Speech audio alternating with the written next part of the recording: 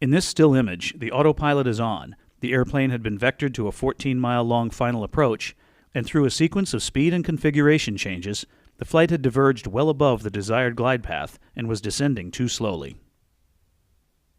As the animation begins, the landing gear was extended, and the pilot monitoring remarked that they were a little high.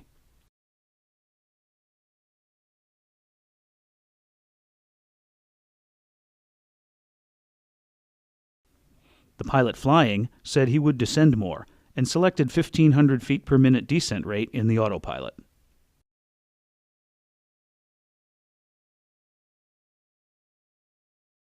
As you can see in the profile view, this did begin to bring the airplane back toward the desired glide path.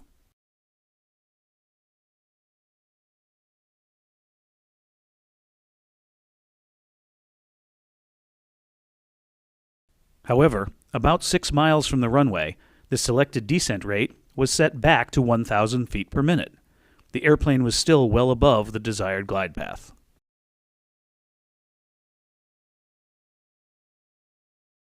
The selected altitude was changed to 3,000 feet to prepare the autopilot in case a go-around was needed. The airplane passed the 5-mile point near the final approach fix, about 400 feet higher than desired, and the crew began slowing the airplane.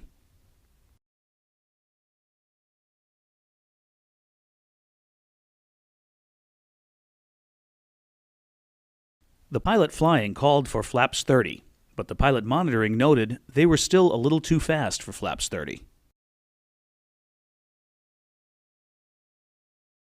The pilot flying switched the autopilot to flight level change mode, which did not help with the descent and resulted in the airplane initiating a climb to the 3,000-foot altitude that was previously set. To prevent the climb, the pilot disconnected the autopilot and retarded the thrust levers to idle. This resulted in the autothrottle transitioning to hold mode. In hold mode, the autothrottle does not control airspeed.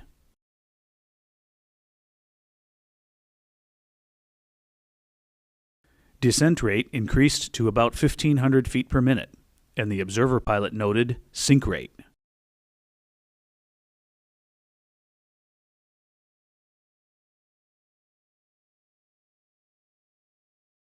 About 1.4 miles from the runway, the airplane descended through the desired glide path and slowed through the target approach speed. The pitch attitude steadily increased as the pilot pulled back on the column in an effort to maintain the glide path. The airplane was well below glide path, and airspeed was 15 knots below the desired approach speed and rapidly dropping.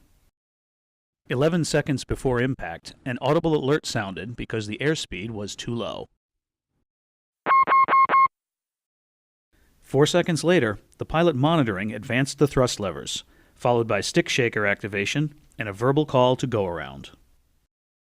These actions were too late, and the main gear and the underside of the aft fuselage struck the seawall.